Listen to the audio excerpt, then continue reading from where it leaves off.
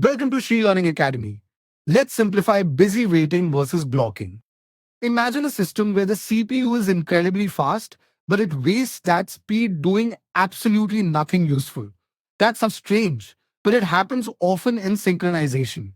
A process or thread may spend valuable processor time simply waiting for a lock to become free. This brings us to one of the most practical questions in operating systems. When a thread has to wait, should it keep checking continuously or should it sleep and wait to be awakened later? That is exactly what we mean by busy waiting versus blocking. Understanding this difference is important because it directly affects CPU efficiency, responsiveness, and overall system performance. It also leads us to one of the most common low-level locking mechanisms called the spin lock. Let us begin with busy waiting. Busy waiting happens when a process or thread repeatedly checks a condition in a loop until it becomes true. Usually, that condition is whether a lock is available. Imagine a thread wants to enter a critical section, but another thread is already inside. Instead of going to sleep, it keeps asking again and again, is the lock free now? Is it free now? Is it free now? This repeated checking continues until the lock is released. The thread is technically active, but it is not doing productive work. It is consuming CPU cycles just to wait. In simple terms, busy waiting means waiting while staying busy. Think of a person standing outside a washroom door and constantly turning the handle every second to see if it has opened. That person is actively waiting, but wasting energy. In fact, they are not just waiting, they are also disturbing the person inside who is trying to finish and come out.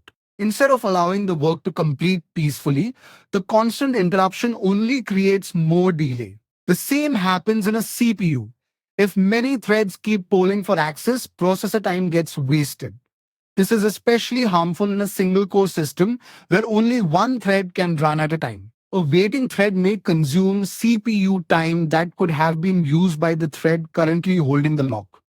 Now let us look at blocking. Blocking means that instead of continuously checking, the waiting thread gives up the CPU and moves into a sleep or waiting state.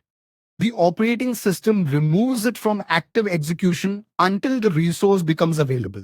When the lock is released or an event occurs, the OS wakes the block thread and places it back in the ready queue. This is a much calmer and more efficient approach. Rather than standing at the door and knocking endlessly, it is like sitting in a chair nearby and waiting until someone calls your name. Blocking saves CPU time because sleeping threads do not consume processor cycles.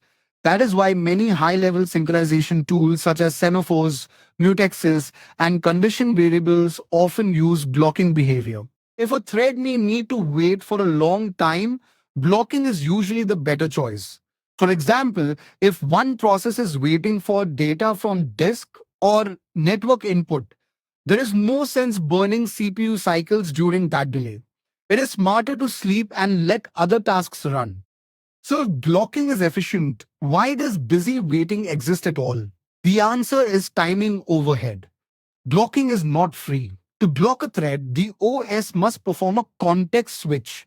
It must save the current state, choose another thread, and later restore the blocked thread when it wakes up. Context switching takes time. If the expected wait is extremely short, blocking may cost more than simply waiting briefly. Suppose a lock will be released in a few microseconds. Putting a thread to sleep and waking it again may be slower than letting it spin for a moment. That is where spin locks become useful. A spin lock is a lock where the waiting thread uses busy waiting. If the lock is unavailable, the thread repeatedly spins in a loop until the lock becomes free. The word spin refers to spinning around in that loop, checking again and again. Once the lock is released, one waiting thread acquires it and enters the critical section. Spin locks are commonly used inside kernels, multiprocessor systems, and very short critical sections where waiting time is expected to be tiny. Imagine two CPU cores. Core 1 is holding a lock and will release it almost immediately after updating a shared counter. Core 2 needs the same lock. In this case, letting core 2 spin briefly can be efficient because core 1 is still running on another core and can release the lock quickly. No expensive sleep and wake cycle is needed. This is one reason spin locks are popular in multi-core systems. While one processor spins, another processor may already be finishing the protected work. However, spin locks can become harmful when used carelessly. If the thread holding the lock gets delayed, preempted, or enters a long critical section, all spinning threads waste CPU time. Imagine 10 people continuously pushing the same lock door for several minutes. Nothing productive happens. In operating systems, this can reduce throughput and increase heat and power usage. On battery powered devices, excessive spinning is especially undesirable. This gives us a practical rule. Busy waiting and spin locks are good when the wait is expected to be extremely short and the system has multiple processors. Blocking is better when the wait may be longer, when CPU resources are limited, or when fairness and efficiency matter more than raw speed. Many modern systems combine both strategies. A thread may spin for a short time first. If the lock still does not become free, it then blocks. This hybrid approach tries to get the best of both worlds. There is another subtle point here. Busy waiting often relies on atomic hardware instructions, such as test and set or compare and swap, which we will study next.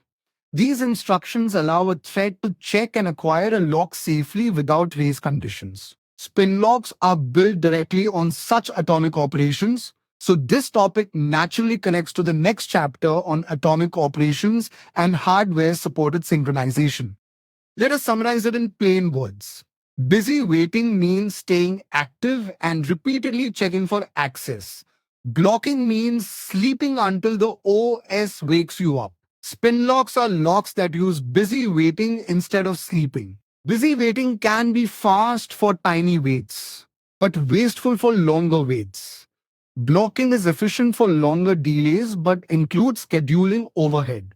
Good operating system design is about choosing the right waiting strategy for the right situation. That small decision can make the difference between a responsive system and a sluggish one. That is it for this video. See you in the next one.